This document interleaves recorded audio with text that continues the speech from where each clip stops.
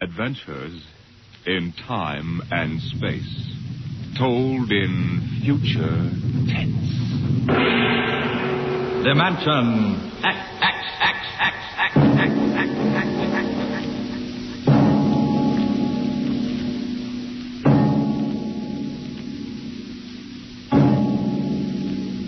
The mind of man is still an unprobed field. Within it lie many mysteries still unsolved.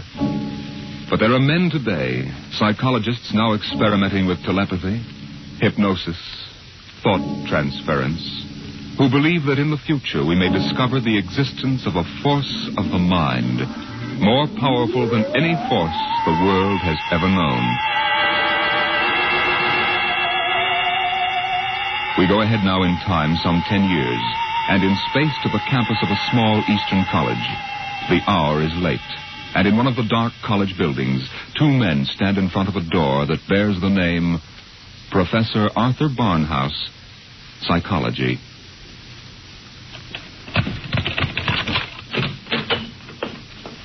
Well, here you are, Clinton. Thank you, Major. Here are the keys to the professor's desk and files. I guess you inherit everything now. You might as well dictate a full report while everything's still fresh in your mind. I'll wait and see you home. Oh, no, that isn't necessary. I'll be all right. You sure? After what's happened tonight, we wouldn't want you to have an accident, too. Major, after what happened tonight, I have a hunch the whole world is ripe for an accident. I'm afraid you're right, Clinton. Well, good night. Good night.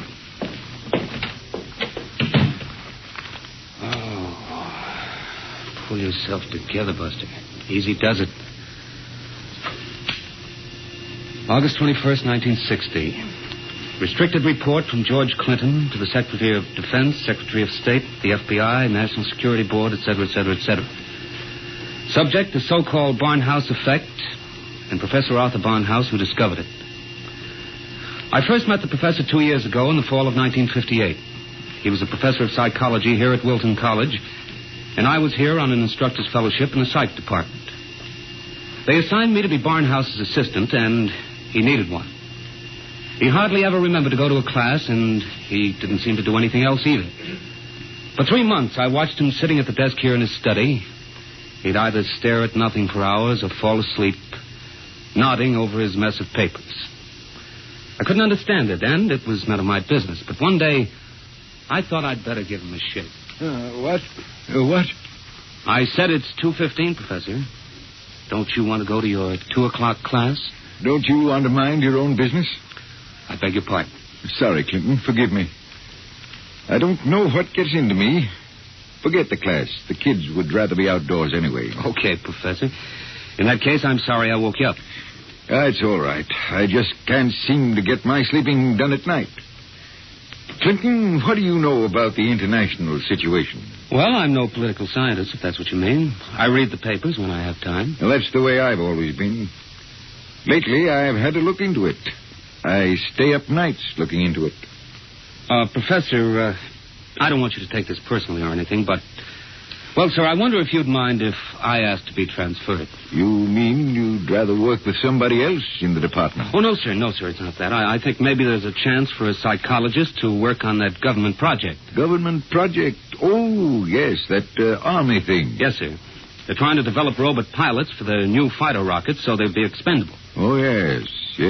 Something else designed to replace men. Yes, sir, and you know it's a funny thing. The robots work just like human brains. They get overworked or overloaded or something, and they have nervous breakdowns. Now, if I could only find out what drives those electronic brains crazy, why, I'd feel that I would... If you want to study a brain that's going crazy, never mind the robots. You can go to work on me. What are you talking about, sir? I don't know. I'm either crazy as a bedbug or a... Clinton, I wish you'd help me find out. Are you serious, Professor? I never was more serious in my life. I'm afraid I'm going out of my mind. But why? What makes you think so? This is what makes me think I'm crazy. Those dice? Clinton, do you know what the odds are against my rolling a 7? Oh, about 5 or 6 to 1. Watch. 7. Now, what are the odds against my rolling it again? Twice in a row? Plenty. About 100 to 1, I'd say. Watch. Professor, you're hotter than a $2 pistol. It's funny. That's what they said 8 years ago when I first discovered this. Discovered what? This force of the mind. I call it dynamo-psychism. You mean you shove those dice around just by thinking about it? People have always thought there could be a force of the mind. You know that. Fortunately or unfortunately, I've learned to control it. Yeah? How did you happen to find out about this, Professor? Well, it was about 10 years ago, back in 1948. I made the mistake of going to a psychologist's convention, and in order not to appear unsocial, I happened to find myself, for the first and only time in my life, in a dice game. What happened? I didn't have the faintest idea what was expected of me, and someone told me to roll sevens. So I did. 10 of them. I'll bet you weren't asked back into that game. That night, in my room, I realized that it simply couldn't have been an accident, Clinton. I tried to reconstruct the exact scene, the position of my body, and finally, the thoughts in my mind. And that was what did it. I remembered what had been my train of thought, and I proceeded to roll sevens, not 10 consecutive times, but 50. Oh, brother, there it is again. Professor, can you do anything else? I mean, besides shove dice around? You see that inkwell on my desk? Sure. Watch it. Don't take your eyes off it. If nothing happens, say so, and I shall go quietly, even happily, to the nearest sanitarium. Okay, Professor, shoot. Hey, why, it just blew up. Yes, I'm sorry. I didn't mean to splash ink on your suit. Well, that's okay, Professor. What was that funny noise? Oh, that. The dynamo psychic waves are a little like ultra-high frequency waves. Sometimes when I turn on the power, they create a kind of static. Listen, Professor, how much power have you got? Could you blow up anything, well, you know, big? I could flatten the Great Wall of China. Boy, you'll make the helio-oxygen bomb look sick. That's what scares me, Clinton. The thought that maybe I could use this power to save the world. Clinton, you've got to help me. Who, me? Professor, when it comes to international relations, I don't know from where. You'd better get in touch with the State Department. State Department? Yes, they'd be the ones, wouldn't they? Well, you probably want to be getting home now. I'll see you to the door. I could use a breath of fresh air. Okay, Professor. You better stop brooding about this. You'll get somebody else to do your worrying for you. Yes, you're right. I have been brooding, wondering what to do. Just sitting and staring endlessly at that awful monstrosity across the way. You mean the old bell tower? Yes, I've gotten so I can't stand the sight of it anymore.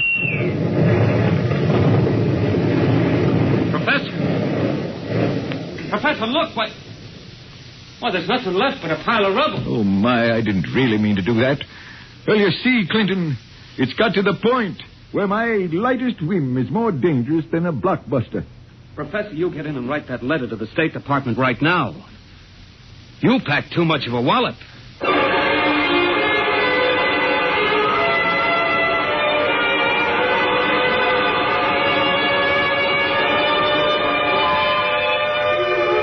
Professor Barnhouse mailed his letter, and things happened fast. A long arm of the Army reached out, and within 5 days, the two of us were deposited in an old mansion in Virginia, surrounded with a barbed wire fence and 20 guards, and labeled top secret. As soon as they'd seen a couple of small demonstrations, they set up a big test of dynamo-psychism, and the professor was a very important guy. You could see him getting more unhappy every day. General Barker, I've got to talk to you.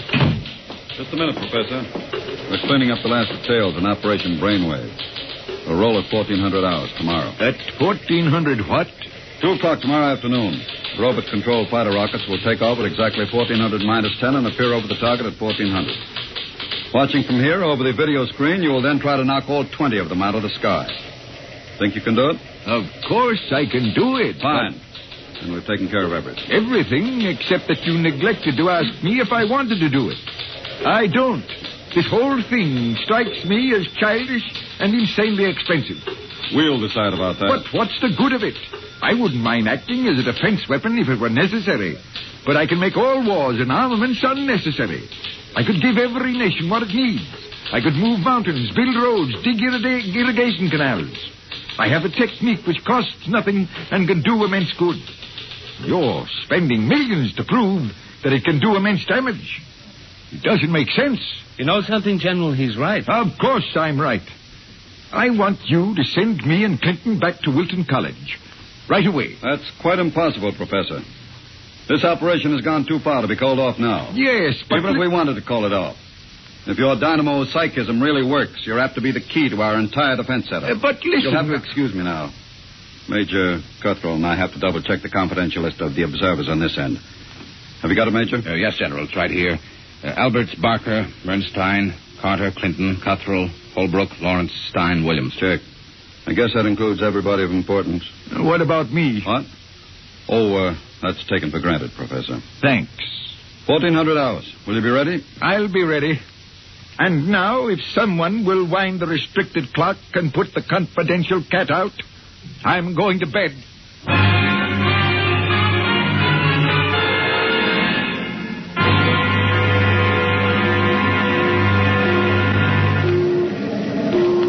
YDR to brainwave control. Observation plane to brainwave control. Come in, please.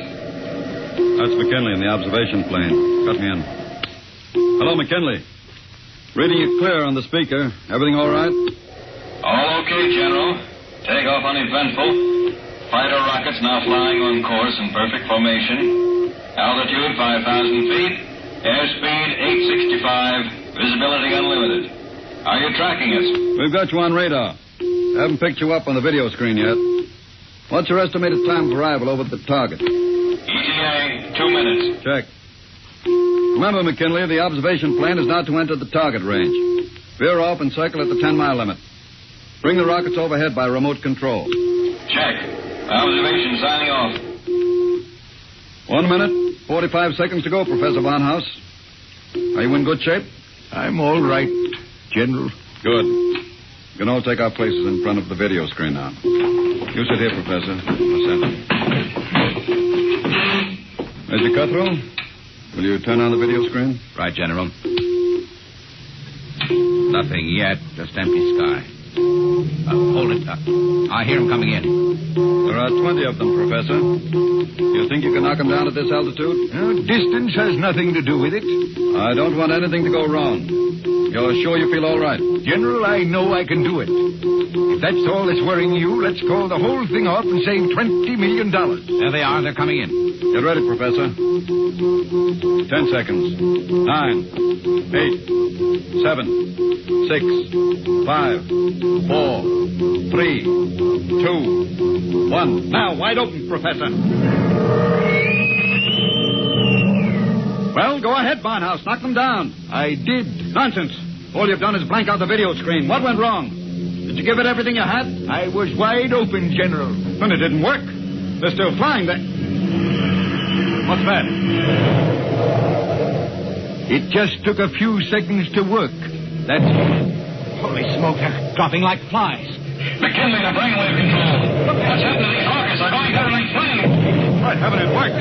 It really works. Cutwell, get Washington on the line. Barnhouse, I want you to... Hey, where's Barnhouse? He was right here. Clinton, where's the professor? Got me, General. We were all staring at the video. He must have walked out. Get moving, everybody. Let the guard search the house. Yes, sir. If anything happens to that man... General Barker. General Barker. What is it, Corporal? Corporal Gray guard at the main gate. Sir, Professor Barnhouse is gone. Gone, where? He came carrying out of the gate at 40 miles an hour. Here's a note, sir. Threw it out of the car as he went by. I picked it up. Let me see it, quick. What got into that man? What does he say, General? Gentlemen, as the first superweapon with a conscience, I'm removing myself from your national defense stockpile. Setting a new precedent in the behavior of ordnance, I have humane reasons for going off. Signed, Arthur Barnhouse.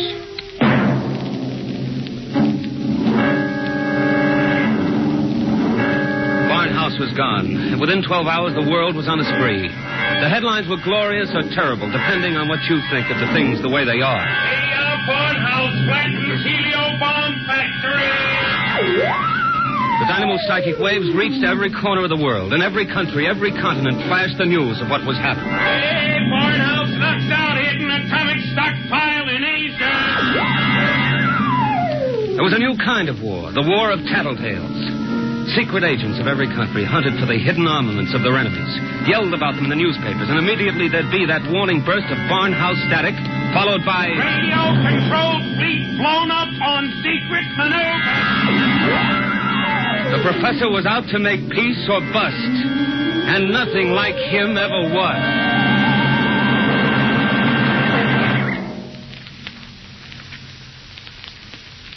Look, Major Cuthrell, I told the FBI and the Army everything I know weeks ago. I've answered questions till I'm blue in the face. I didn't come here to ask questions, Clinton. I came to ask for your help. My help? That's right. To find Barnhouse. What if I don't want to? If you're his friend, I think you'd better. Why pick on me? You've got the FBI, the police, and Army intelligence. Why can't you find him yourself? We're trying. But you know the man well. You could spot him where we wouldn't. And you're the only one who can. Maybe. But why should I? Wherever he is, I think he's doing fine. He's making war impossible, and I like it. So do I. Yes? He's putting you out of a job. That's all right with me. I'll retire to a truck farm with pleasure. Well, then? Look, Clinton, we aren't the only ones in this race. Every country in the world has its best agents out hunting for Barnhouse. Nobody can beat that kind of a manhunt. He seems to be doing all right so far. Sure, but how long do you think he can keep it up? A week? A month? Sooner or later, he'll be spotted. And if the wrong people find him, Clinton, we're done for. You know what kind of weapon this is. Whoever controls the Barnhouse effect can control the world. Well, all right. Suppose they do find him. He'd never give the secret away. Never give it away? Are you out of your mind?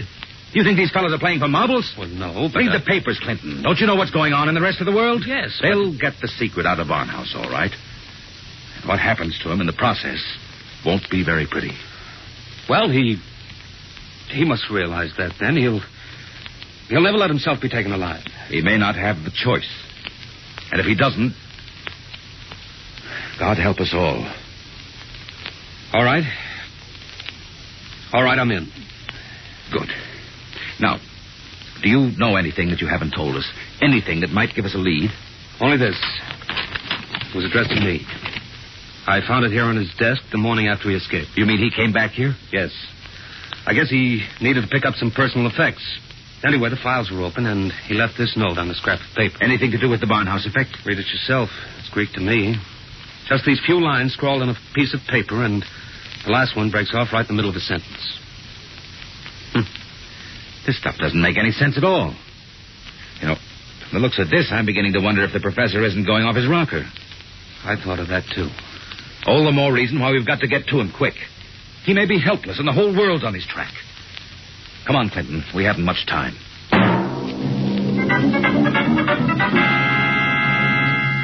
You say you do recognize this photograph, Mrs. Reardon? I tell you, it looks like Mr. Balfour. He had the second-floor front room for quite a while, but he left, I should say, about a week ago. Say, if he wanted for something? Yes, if he's the man I think he is. Well, now, I'd say you're looking for the wrong fella. That Mr. Balfour, he couldn't be a criminal. Why, he wouldn't even harm a fly. He spent all his time in his room, just thinking.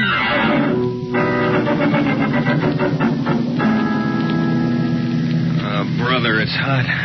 What a way to spend an August afternoon, huh, Major? Give my eye teeth to be at Jones Beach. So would I, Corporal.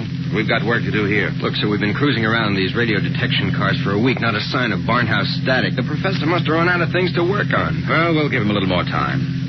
Switch to shortwave. See if there's anything special coming through. Yes. Try the 9mm. Radio Miranda calling. Let's hear that. Our American enemies who have hidden behind the unjust and diabolical persecution by Professor Arthur Barnhouse will tyrannize us no more. I wonder if the professor's on Today, this. our glorious leader takes up his residence in a shelter, shielded with lead against all dynamo psychic rays. With his protection designed by our brilliant scientists to be absolutely impregnable against the Barnhouse effect, he will once again lead us on the path of our glorious death. Quick, triangulate it and get me a fix. I've got it. Let me check this chart. Quick, man. 3.9, 1.7. Oh, my aching back. What is it? We haven't got a prayer of finding a major. He'd have to be picked out of 2 million people. Where is Barnhouse? Right where I was wishing I was. Right smack in the middle of Jones Beach.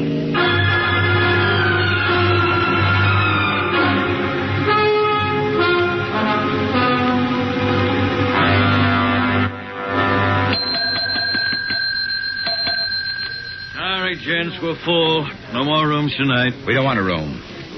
Do you recognize this picture? Who wants to know? Uncle wants to know. Oh, excuse me. I'm sorry. Yeah, let me see it. Yeah, it looks a lot like room 417. About 5 feet 8, thin, sandy hair, glasses, little scar right across the bridge of his nose. Yeah, it's 417, all right. You mean he's here now? No, not anymore. He checked out 2 days ago. But he couldn't have gone far. What makes you say that? Oh, he looked sick as a dog. Couldn't hardly carry his own bag out. Uh-oh. Like I said to the other fellas, I said he looked like he was on his way to the morgue. What other fellas? Oh, the ones this morning. You're the second pair that's been asking for him.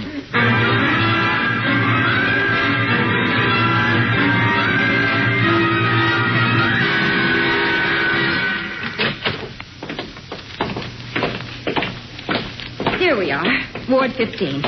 This way, gentlemen. You're sure he's here, nurse? Oh, yes. Thank heaven we're in time. Well, I wasn't on duty when he came in, but one of the other girls told me he collapsed in the street. The ambulance brought him in. Poor guy, he must have really had it rough. Oh, here you are. Bed number 78. This is your man. Wait a minute. This is Barnhouse? But I was perfectly sure. Oh, wait, let me check his chart. Dismissed 8 p.m. Only an hour ago. Oh, dear, now I remember. Remember what? If he was sick, why did you let him go? Well, 2 of his friends came and took him away. They didn't want him in the charity ward. They said they'd make sure that he was taken care of.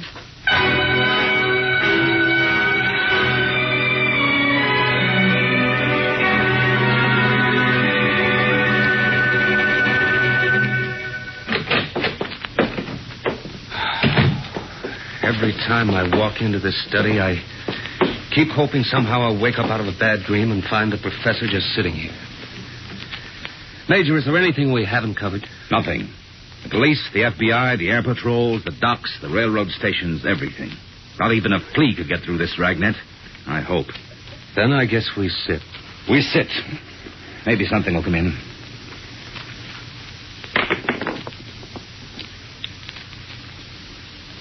You have to roll those dice. I'm sorry. I wasn't thinking. An hour. That's what's driving me crazy. 1 hour sooner and he'd have been in our hand, not theirs. I know. Well, maybe he's still all right. How can he be all right? He's in the hands of a foreign power. We don't know that for sure. The professor was a likable little guy. He couldn't have lasted this long if he hadn't found some friends. Maybe they came and took him away. Well, grab that. Hello? Yes? Clinton, is that you? Professor Barnhouse. Clinton, they've got me. Who's got you? Where are you, Professor? I don't know. They said something about taking me to an airport. An airport? Which one? Listen, Clinton, I've got to tell you. The inkwell. What are you talking about? Remember the inkwell? Professor. Professor Barnhouse. Operator. Your call, please. Operator, that caller just came in here. Can you trace it? I'm sorry, sir, but I'm afraid it's too late. Your party has been disconnected.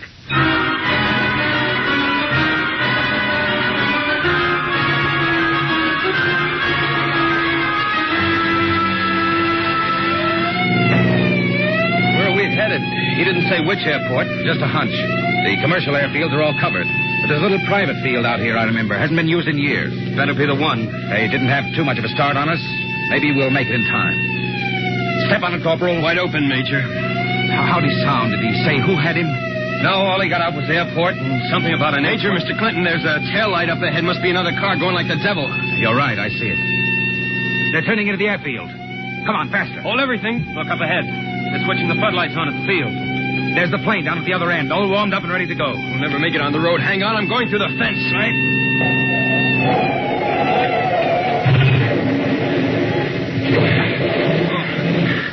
Well, what's the matter? Get going. Sorry, sir. Must have cracked the axle.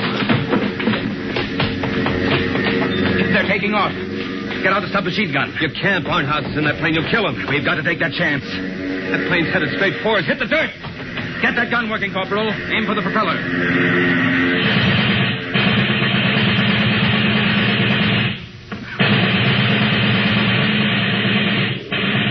Couldn't get him, Major. Well, there goes the old ball game. I'll get through to Air Patrol, sir. Maybe they can intercept the plane. No, not a chance. By the time the fighters got off the ground, the plane would be out of range. No, we've lost, Barnhouse. And nothing can save us now. Hey, what?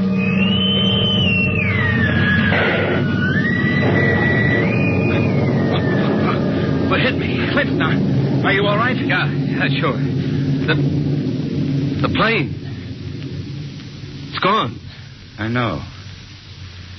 Barnhouse blew it right out of the sky. He wouldn't let himself be taken alive. Boy, he really did it the hard way. Poor guy. He shouldn't have had to be a hero. All he ever wanted was peace. Peace? What's that? Now the arms race will start all over again. And with Barnhouse gone, what's left to stop it?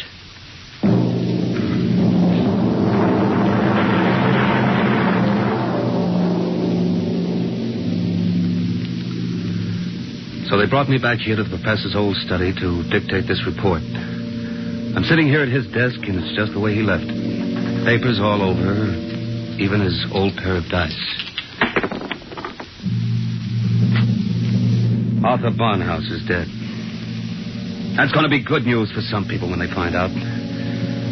The saber rattlers of the world will be busy as of tomorrow morning, getting ready to whoop up another war. I'm afraid they're in for a little surprise.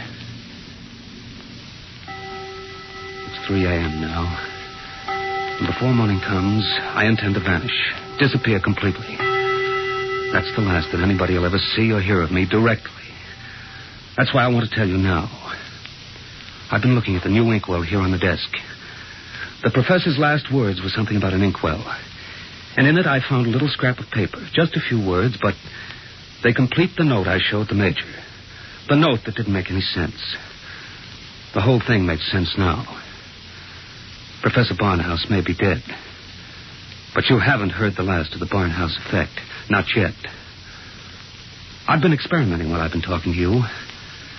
And now the time has come for me to say goodbye. You see, I've just rolled my 50th consecutive 7.